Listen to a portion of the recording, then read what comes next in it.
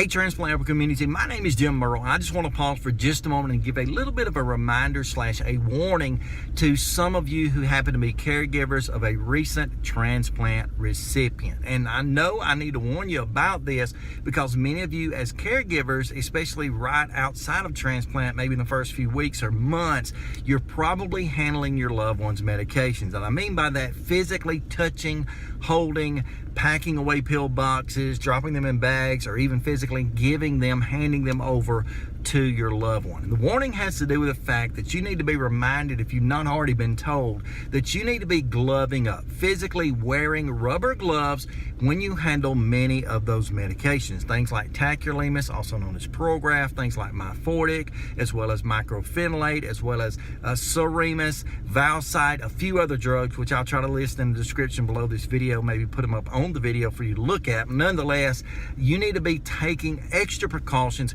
when handling those medications. And that happens to be because some of these medications can actually be absorbed into your body as a caregiver through your skin, okay? And these drugs may be doing a good thing for the patient themselves, but for you, someone who is not in need of that immunosuppressant / anti-rejection medication, it's not good for you. It can cause severe side effects, things like nausea, vomiting, dizziness, lightheadedness. The list goes on and on that these medications can do to you if you handle these medications. Particularly if you were to do it on a regular basis and really be exposed, it could even take down your immune system, causing you to be much more susceptible to catching colds, flus, viruses, that sort of thing, which you certainly don't need because you cannot afford to share that with your loved one. So always, if you're going to be handling their medications, go ahead and glove up. Take that extra precaution. Be sure that you're not being exposed to a medication through the absorption of your skin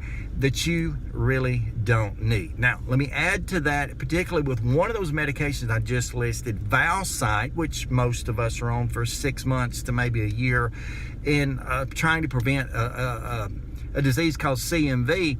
You do not ever, under any circumstances, need to break that pill, okay? That's a precaution that's even on the Valsite websites and on their documentation that comes from the medication.